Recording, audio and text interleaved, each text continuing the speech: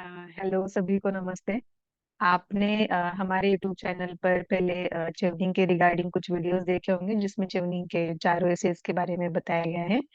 और अभी इस वीडियो में हम देखेंगे कि चेवनिंग एप्लीकेशन को कैसे फिलअप करना है, और इसके रिगार्डिंग अगर हमें जैसे कुछ इश्यूज है या फिर कुछ सवाल है, तो इस वीडियो में वो सब सवाल हम देखेंगे कि एप्लीकेशन के दौरान हमें क्या क्या दिक्कतें आ सकती है फिलअप करते समय, और वो कैसे फिल करना है ठीक से, ताकि हमारा एप्लीकेशन एक फुलफिल अच्छे से स्ट्रॉन्ग एप्लीकेशन भी जाए विद दी स्ट्रॉन्ग एसेज। तो हम देखते हैं कि अभी कैसे करना है। तो मैं यहाँ पे स्क्रीन शेयर कर रही हूँ और हम चेवनिंग के वेबसाइट पर जाएंगे।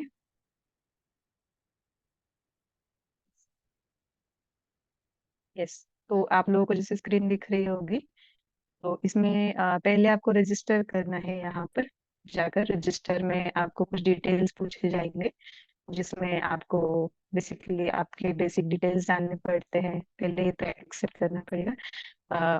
बेसिक डिटेल्स, आपका नाम, बर्थ डेट और ये सब चीजें, ईमेल आईडी, पासवर्ड सेट करना होता है। तो ये सब चीजें डालने के बाद आपको लॉगिन का ऑप्शन आएगा। तो मैंने ऑलरेडी यहाँ पर रजिस्टर किया हुआ है, तो मैं मेरा ईमेल आईडी और अभी पासवर्ड डालकर यहाँ पर लॉगिन कर रही हूँ। तो ऐसे आपको रजिस्ट्रेशन करने के बाद, आपको लॉगिन करने के बाद एप्लीकेशन आपका दिख जाएगा।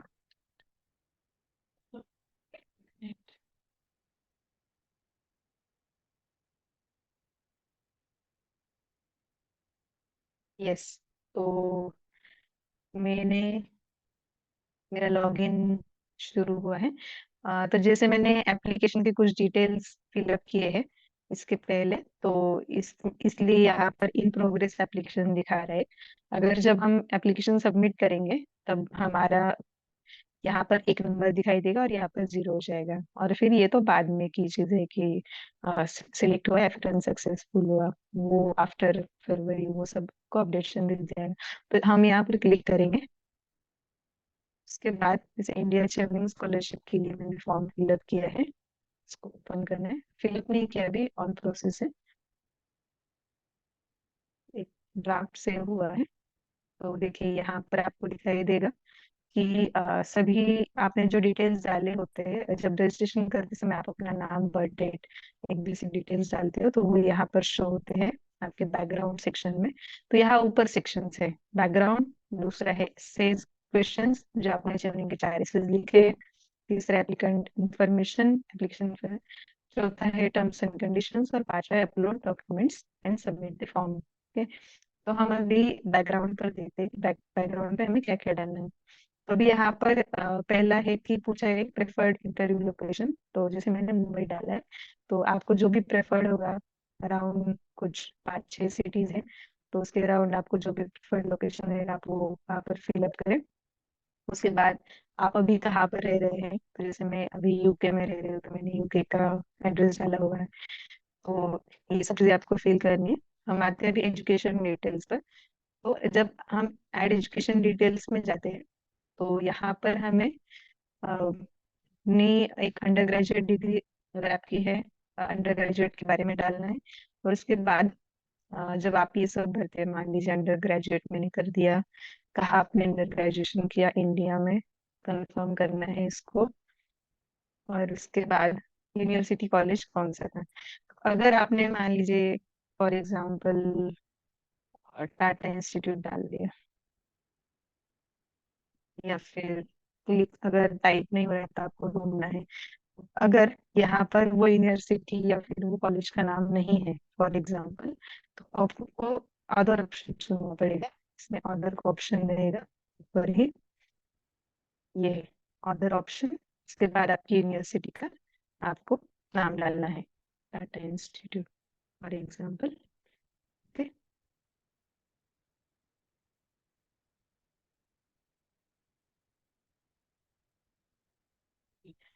तो ये डालना है। आपने डिग्री कब से कब तक की, डिग्री का टाइप क्या है, आपने बीए है या फिर आपकी जो भी डिग्री की स्टार्टिंग का डिग्री का होगा, बीए, बीकॉम या फिर एमबीए एग्रीकल्चर में भी।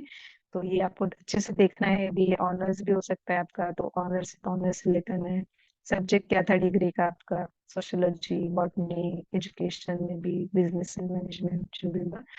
कोर्स टाइटल अगेन यहाँ पर भी सब्जेक्ट ही लिखना है हमें, कि जैसे कि मतलब बीए सोशियोलॉजी मेरा था तो मैंने बीए सोशियोलॉजी लिखा। इसमें रिजल्ट स्केल को किस तरीके से आपको रिजल्ट आपका मिला है ग्रेजुएशन का, क्लास में होगा तो आप इसमें सिलेक्ट कर सकते हैं, जैसे कि तो फर्स्ट क्लास है, फर्स्ट क्लास में डिस्टिंक्शन होगा तो पास टू डिस्टिंक्शन हमें क्लिक करना है, और नीचे हमें यहाँ पे लिखना है कि फर्स्ट क्लास डिस्टिंक्शन, ऐसे।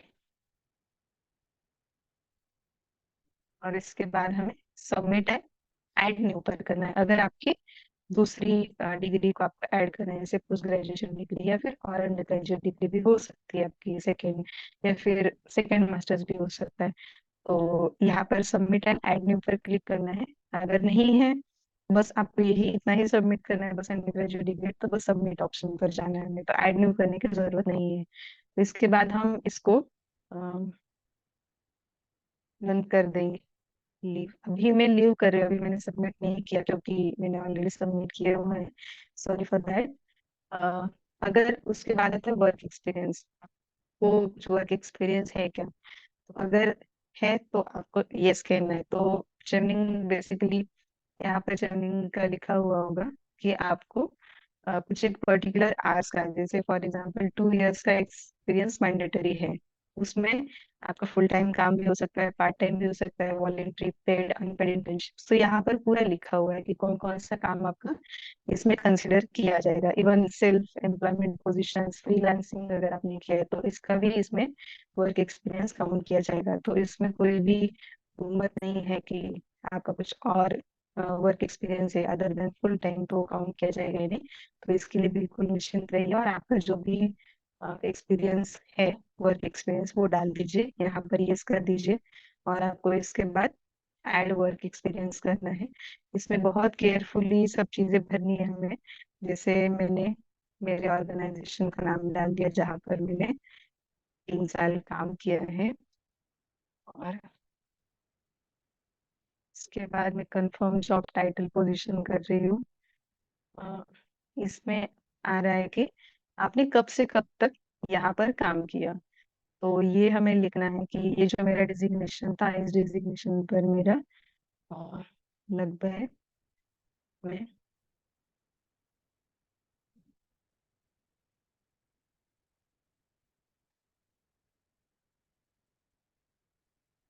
यस, सॉरी ये थोड़ा गलत हो गया है। नवंबर 2021 और डेट थी 1 नवंबर से इस जुलाई, तो ये हमें डालना है आर्क्स वर्क पर वीक।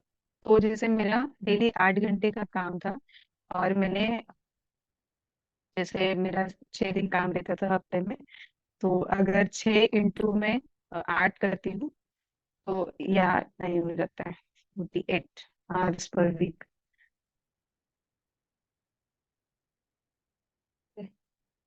और यहाँ पर वो टोटल अपने आप काउंट हो जाएगा। तो ये मेरा फुल टाइम एम्प्लॉयमेंट था। उसके बाद अम, आपने क्या क्या काम किया है यहाँ पर, आपको आपकी क्या क्या की रिस्पॉन्सिबिलिटीज थी, तो यहाँ पर आपको लिखने, मैं अभी कुछ नहीं लिख रही हूँ, मैं अभी छोड़ दे रही हूँ। और को बस ये दिखा रही हूँ, पब्लिक सेक्टर था या प्राइवेट सेक्टर था। तो अगर जैसे मेरी ऑर्गेनाइजेशन प्राइवेट थी तो ये मैंने प्राइवेट सेक्टर कर दिया है। सबमिट एंड ऐड में अगर करेंगे तो हमें दूसरा काम दिखाई देगा। फॉर एग्जाम्पल अगर मान लीजिए अ, ये हमें, अभी मुझे ये नहीं करना है सबमिट, तो ये सब होने के बाद यहाँ पर हमें सेव ड्राफ्ट करना है। अगर आप सेव ड्राफ्ट नहीं करते तब तक आपको यहाँ पर आपने जो भी अब तक लिखा है, ऐड किया हुआ है, एजुकेशन एक्सपीरियंस या फिर वर्क एक्सपीरियंस, जो हमने अभी ऐड किया वर्क एक्सपीरियंस, वो यहाँ पर अपने आप दिखने लग गया। तो जैसे ये मैंने ऐड किया था 48 आवर्स पर वीक, और टोटल नंबर वो अपने आप काउंट हो गया कि इतने डेट्स में इसने इतने वीक में काम, इतने वीक काम किए, और वो आवर्स भी कैलकुलेट हो गए अपने आप। तो इसके लिए आपको बिल्कुल चिंता नहीं करनी है कि कैसे कैलकुलेशन करना है, बस आपको पर वीक का आवर्स डालना है कि कितना आप एक हफ्ते में काम अपने आज से 1 हफ्ते में आप काम करते हो। इसके बाद बस आपको सेव ड्राफ्ट पर ही क्लिक करना है। अगर सबमिट जोनिंग पर अगर हम क्लिक करते हैं तो गलती से जितना भी हमने आधा अधूरा फॉर्म भरा है वही सबमिट हो जाएगा जोनिंग को, और फिर वो दोबारा से भरने के लिए हमें बहुत सारा उनको रिक्वेस्ट करना पड़ता है। तो बस सेव ड्राफ्ट पे बहुत केयरफुली क्लिक करते जाइएगा। उसके बाद आने इस क्वेश्चन पर एसेज आपने जो भी लिखे हैं उन एसेज को यहाँ पर कॉपी पेस्ट करना है केयरफुली। केयरफुली मैं इसलिए कह रही हूँ कि जब हम यहाँ पर कॉपी पेस्ट करते हैं तो मे बी अगर आपके वर्ड फाइल में रीडरशिप के एसे का 498 अगर वर्ड काउंट है तो हो सकता है कि यहाँ 501 हो रहा है। तो वो हमें देखना है कि कहाँ पर कुछ दिक्कत हो रही है क्या। ये होता है बहुत बार, मेरे साथ हुआ था। तो हमने देखा था कि कहीं कहीं वर्ड्स लाइन हो रहे हैं, कहीं कहीं वर्ड्स मतलब वर्ड्स टूट रहे हैं बीच में। तो देखना है, पूरा अच्छे से पढ़ना है। प्रेस करने के बाद उसके बाद ही ये सब होने के बाद सेव ड्राफ्ट करना है। फिर से सेव ड्राफ्ट करेंगे, हम आएंगे एप्लीकेशन इंफॉर्मेशन पर। इसमें कुछ एक हाँ, एप्लीकेशन इंफॉर्मेशन थोड़ा इम्पोर्टेंट है। जो आपने आपके थर्ड एसे में जो स्टडी इन द यूके है, इस एसे में जो भी आपने 3 प्रेफरेंस लिखे हैं कि कौन सी 3 यूनिवर्सिटी में आप यूके के जाना चाहते हैं, तो वो यूनिवर्सिटीज हमें यहाँ पर ऐड करनी है। फॉर एग्जाम्पल यहाँ पर होगा, पहले तो यूनिवर्सिटी सिलेक्ट करनी है कि यूके की कौन सी यूनिवर्सिटी है। जैसे हम लीड्स देखते हैं, या फिर किंग्स कॉलेज लंदन है, ठीक है, मैंने ये कर दिया, कंफर्म यूनिवर्सिटी कर दिया। इसके बाद आएगा कि आपको आपका कोर्स कौन सा है, डिग्री कौन सी है, ओके। रैंक पूछी जाएगी कि आपको इसको कौन से प्रेफरेंस पर है, आपका ये कोर्स है डिग्री, सॉरी ये कोर्स और यूनिवर्सिटी कौन से प्रेफरेंस पर रखना चाह रहे हैं। फर्स्ट प्रेफरेंस है, फिर थर्ड। तो जो अकॉर्डिंग टू ऐसे आपने लिखा है तो ऐसे के अकॉर्डिंग यहाँ पर फिल करना बहुत जरूरी है। तो कौन सा रैंक है वो लिखे। और अगर आपने इस कोर्स पे अप्लाई किया है या नहीं किया है, अगर किया है तो आपके पास कौन सा ऑफर है उसका। और बस अप्लाई किया, अभी तक ऑफर नहीं मिला है, वेटिंग डिसीजन, तो वो आपको क्लिक करके सबमिट करना है, ठीक है। तो इसमें केयरफुली सब ऑप्शन सिलेक्ट करने हैं और सबमिट एंड ऐड न्यू करना है। तो ऐसे 3 ऑप्शन थे, जैसे आप देख सकते हैं कि मैंने 2 ऑप्शन अभी तक फिल किए हैं, ये जस्ट रैंडम है। इसके बाद हमें फिर से आगे नीचे आना है। कोर सब्जेक्ट एरिया आपका क्या है वो चूज करना है। जैसे ओवरऑल मेरा कोर्स सब्जेक्ट एरिया अगर मैं देखूँ तो एजुकेशन एंड टीचिंग के अराउंड जा रहा है। अगर आपका कोर्स एरिया इसमें मान लीजिए लिस्टेड नहीं है, ऐसे आपको लग रहा है, तो आप ऑदर चूज करें। एंड ऑदर के बाद यस, ऑदर चूज करें। इसके बाद आता है कि इमिग्रेशन, आपके पास वैलिड पासपोर्ट है। अगर आप नहीं भी लिखते हैं तो दिक्कत नहीं है। ट्रेनिंग के जब इंटरव्यू का कॉल आता है तो तब तक आप पासपोर्ट निकाल सकते हैं अपने पास। मतलब ये 3 महीने है तो लगभग मुश्किल से 15 दिन में पासपोर्ट आ जाता है। तो नहीं भी कहते तो कोई दिक्कत नहीं है, पर अगर आप हाँ कहते हैं तो यहाँ पर आगे आपको पासपोर्ट का नंबर देना पड़ेगा। जैसे अगर ये कहते हैं तो पासपोर्ट नंबर देना है, नहीं है तो यहाँ पे लिखा आता है कि आपको पासपोर्ट निकालना पड़ेगा इंटरव्यू तक at least, okay. Refugee status most of the time हमारा नहीं होता है तो हमें नॉट करना है। डू यू होल्ड एनी, तो ये सब क्वेश्चंस केयरफुली पढ़कर, जैसे कि have you ever been to the UK, कब आप यूके गए थे क्या, कुछ भी काम के लिए हो या फिर कुछ आपका एजुकेशनल असाइनमेंट हो, तो अगर ये कहते सकते हैं, otherwise no. Do you have valid UK visa, no. तो ये सब मोस्ट ऑफ दी सवालों का जवाब नो ही होता है। अच्छे से पढ़ना है सभी सवाल और उसके बाद ही हमें जवाब पर क्लिक करना है, ठीक है। टर्म्स एंड कंडीशंस, इसमें ऑप्शन ही नहीं है, सभी जगह हमें इसको ही क्लिक करना है क्योंकि उनके terms and conditions without accept किए हुए हम आगे नहीं जा सकते। आफ्टर योर अवार्ड, ये सब भी हमें यस करना है। एंड इसके बाद आता है important section, upload document and submission. So यहाँ पर कुछ अगेन बेसिक सवाल है कि डू यू हैव डिसेबिलिटी। अगर यस तो हमें यस करना है, नो तो कोई दिक्कत नहीं है। अगर यस है तो किस तरीके की डिसेबिलिटी है तो उसको हमें यहाँ पर स्टेट आउट करना वो जरूरी होगा। अ, क्योंकि यहाँ पर ये सब चीजें से डिसेबिलिटी है या फिर और कोई चीजें, जैसे इंटरव्यू के लिए स्पेशली हमें अरेंजमेंट की जरूरत पड़ती है due to disability, so they will arrange that, that's why, इसलिए वो पूछते हैं कि इससे कुछ है क्या।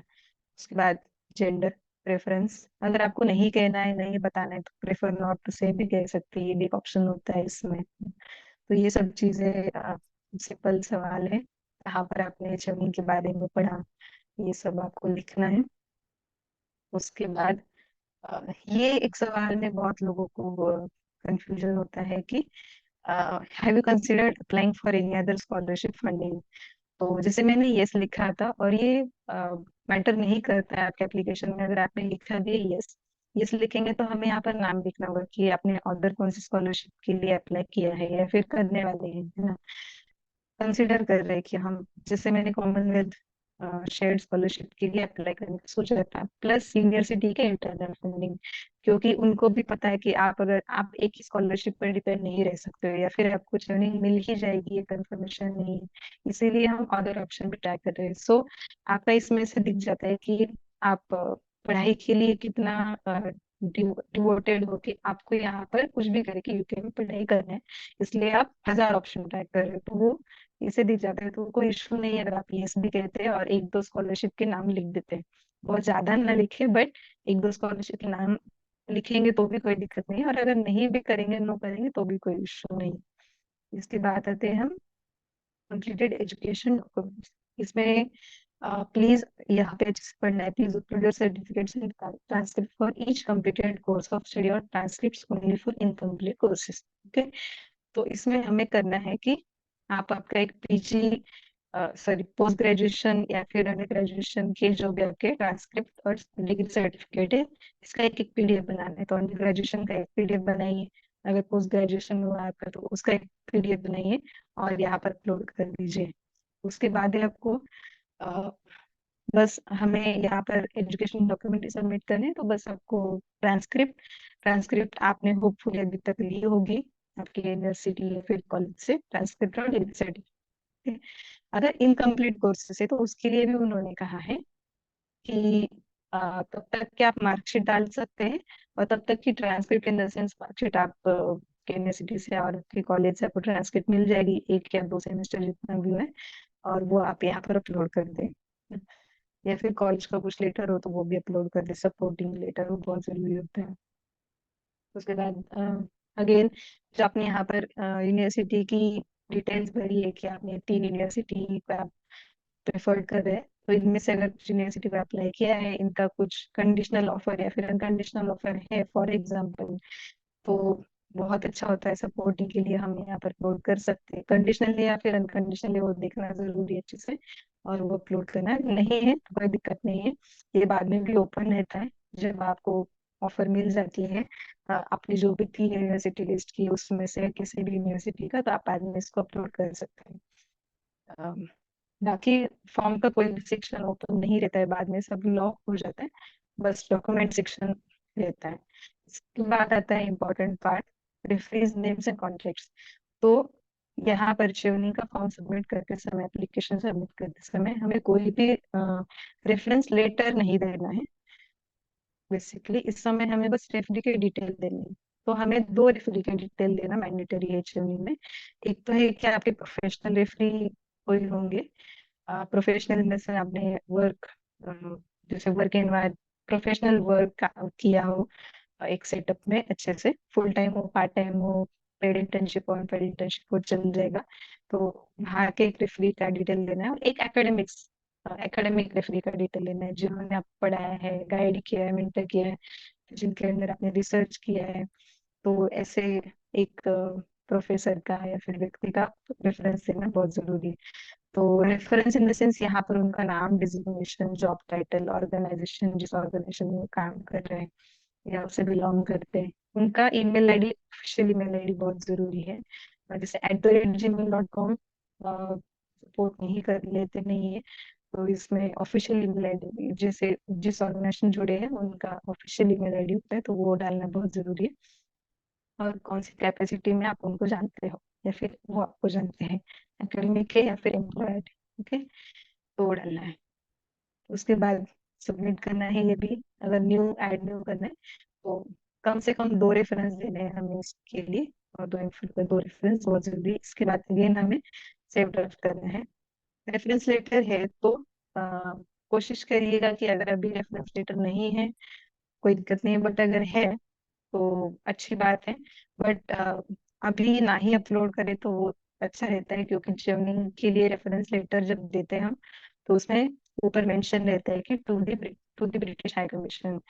तो अगर अभी ये पॉसिबल नहीं है कि रेफरी से लिखवा के लेना है सब चीजें, तो अभी मत करिए अपलोड। वो बाद में जब फेब्रुअरी के पहले डेडलाइन आएगी तो उसका एक प्रॉपर फॉर्मेट भी आपको पता चलेगा क्या फॉर्मेट में देना होता है। और अगर आपको फॉर्मेट देखना है तो जर्नी के वेबसाइट पर भी आपको अभी भी रेफरेंस लेटर का फॉर्मेट मिल जाएगा कि किस तरीके से उनका रेफरेंस लेटर लिखा हुआ चाहिए। तो उसके अकॉर्डिंग अगर आपके पास रेफरेंस लेटर अभी है तो आप बिल्कुल बेझिझक उसको अपलोड कर दीजिए। अगर नहीं है तो समय लेकर बाद में अपलोड कर दीजिए। पासपोर्ट, अगर पासपोर्ट है तो पासपोर्ट अपलोड कर दीजिए। अगर नहीं है तो अभी यहाँ पर कुछ अपलोड नहीं करना है। और एंड अगेन उनकी लास्ट में कि शिवानी को फीडबैक देना है कि ये वेबसाइट कैसी थी, ऑनलाइन एप्लीकेशन सिस्टम कितना फ्रेंडली लगा आपको, स्पीड कैपेसिटी उसकी, पूरा ये आपके ऊपर डिपेंड है कि आपको कैसे फीडबैक देना है। अच्छा ही फीडबैक दीजिए। Again and financial submission statement, यहाँ पर यस करना है। यस के बाद हमें सबमिट टू जेमिनी करना है। अभी मैं नहीं कर रही हूँ क्योंकि मेरा फॉर्म आधा है, बट जब आपका पूरा फॉर्म हो जाएगा, सब आप अच्छे से भर देंगे, एक बार फिर से उसको रिव्यू कर लीजिएगा एप्लीकेशन को, कहीं कुछ डिटेल्स मिसिंग तो नहीं है। 2-3 बार एप्लीकेशन पढ़ लीजिएगा, बहुत जरूरी है। कभी कभी स्पेलिंग मिस्टेक हो जाती है, कभी कुछ डिटेल्स हम देख नहीं पाते, भूल जाते हैं, या फिर कभी कभी से भर देते हैं, सेव ड्राफ्ट नहीं किया होगा उस सेक्शन में फॉर एग्जाम्पल, तो वो रह जाता है ना। तो वो हमें फिर से बैक में जाकर देखना है कि क्या सब चीजें हमने भर दी है क्या। वर्क एक्सपीरियंस में मैंने बताया कि कंफ्यूजन नहीं करना है, बस आज डालने पर भी। तो इसके बाद सब चीजें एक बार हम गो थ्रू करेंगे, और गो थ्रू करने के बाद हम फॉर्म सबमिट कर देंगे। तो यहाँ तक कि फॉर्म को कैसे हमें फिलअप करना है, क्या क्या बेसिक इंफॉर्मेशन है, और अ, ज्यादा कुछ हार्ड नहीं है जर्नी का फॉर्म। इसके बाद भी अगर आपको कुछ सवाल लगते हैं तो आप चैट बॉक्स में डाल सकते हैं। और हमें हमारे यूट्यूब चैनल पर चैट बॉक्स में डालने के बाद हमें रिक्वेस्ट कर सकते हैं कि तब हम इसका आंसर दे दें। हम चैट बॉक्स में आंसर दे देंगे, या फिर जैसे भी हम सोशल मीडिया पर हमारे कॉन्टेक्ट है तो उस पे हम आपको जवाब दे सकते हैं। साथ में चैट बॉक्स में मैं ईमेल आईडी डाल दे रही हूँ, तो उस पर भी आप ईमेल कर सकते हैं। So thank you for watching this video, और ऐसे ही और इंफॉर्मेटिव वीडियोस देखने के लिए आप चैनल को सब्सक्राइब और लाइक जरूर कर लीजिएगा। Thank you.